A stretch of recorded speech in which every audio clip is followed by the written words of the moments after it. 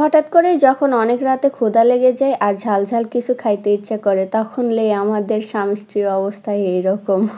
কি মজা করে খাচ্ছি আমি, তাই না? তো আজকে বানাবো একটা চিকেন রেসিপি।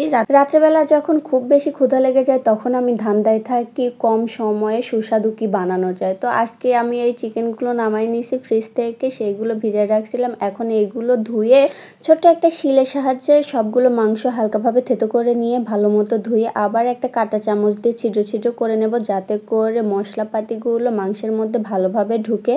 এরপরে এটা বানাতে আমাদের যেসব উপকরণ লাগবে সেগুলো দেখাই দেই। এখানে এই বাটিতে তোমরা কেউ চকলেট আইসক্রিম ভেবে ভুল করো না, ওখানে আছে বাটা মশলা। আমাদের লাগবে বাটা মশলা, ডিম, সয়া সস আর কর্নফ্লাওয়ার। তো প্রথমে আমি একটা বাটিতে ডিম ভেঙে নিলাম, তারপরে পেঁয়াজ রসুন আদা বাটা দিয়ে দিলাম সয়া সস, তারপর দিয়ে দিলাম 1 চিমটি লবণ, 1 চামচ মরিচের গুঁড়া, অল্প একটু হলুদের গুঁড়া, দিয়ে দিলাম ধনিয়ার গুঁড়া।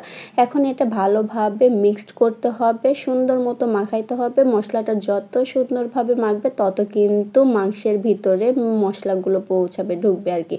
এরপরে আমি মাংসের পিসগুলো দিয়ে ভালোভাবে মশলার সঙ্গে মাখাই নিচ্ছি। এরপর আমি দিয়ে দিলাম এখানে যতটুকু পরিমাণের আমার দরকার কর্নফ্লাওয়ার, আমি ঠিক আমার পর্যাপ্ত পরিমাণে মানে প্রয়োজন মতো দিয়ে দিলাম কর্নফ্লাওয়ার।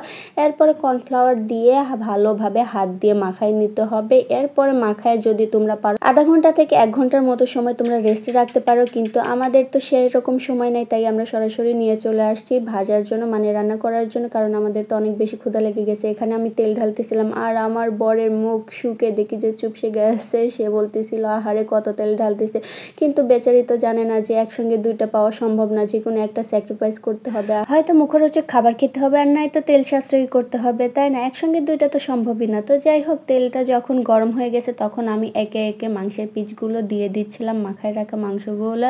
আর আমি চিকেনগুলো একেবারে সবগুলো না দিয়ে 2 বারে ভেজে নিচ্ছি।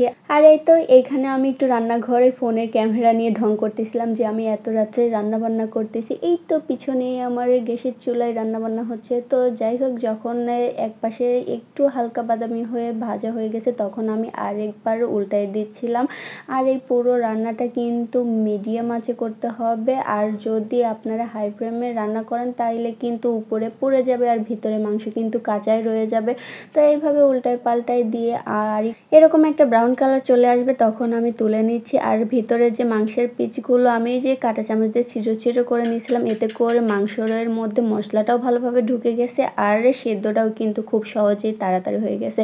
এরপরে আমি এই তো একে একে আরেকবার দিয়ে দিলাম, আর এবারও কিন্তু সেই একইভাবে আমি ভেজে নেব। আর অবশিষ্ট যে মশলার ঝোলগুলো ছিল সেগুলো আমি উপর দিয়ে দিলাম। আমার মতো কে কে তোমরা এই কাজ করো বলো তো? তো এই তো এই যে 4 পিস ভাজা হয়ে গেছে, এইগুলো নিয়ে একটু আবার ঢং না করলে তাই হবেই না। তো তো তারপরে এই যে এই 4 পিসে প্রায় ভাজা হয়ে গেছে, এক পাশ হয়ে গেছে। এই তো এরপরে আমি সবগুলো তুলে নিলাম। তারপরে দেখুন কালারটা জাস্ট কি যে ইয়াম্মি দেখতে হয়েছে, তাই না? খাতেও কিন্তু সেরকম মজা হয়েছে। তারপরে এই যে আমি বিসমিল্লাহ বলে একটা নিয়ে খাওয়া শুরু করে দিলাম, কারণ খাবারটার ইয়াম্মি লুক দেখে আমি আর নিজেকে ধরে রাখতে পারিনি। বিসমিল্লাহ বলে খাওয়া শুরু করে দিছি। 2টা বাইট খাওয়ার পরে হঠাৎ করে মনে পড়লো আরে আমি তো আপনাদের ভাইয়াকেই ডাকতে ভুলে গেছি। পরে রেখে আবার তাদেরকে ডাকতে গেছি তাড়াহুড়ো করে। আমি আমার হাজব্যান্ডরে ডাকতেছিলাম যে আসেন আসেন খাই, কিন্তু সে বলতেছিল যে 5টা মিনিট ওয়েট করো, আমি একটা কাজ করতেছি ল্যাপটপে। তাই আমি এই যে তারে দেখাই বলতেছিলাম যে দেখেন কি ইয়াম্মি করে আমি রান্না করেছি, কি যে মজা হয়েছে। এই যে আমি কামড় দিয়ে রেখে দিছিলাম সেটা আবার তারে দেখাই খাওয়া শুরু করে দিছিলাম।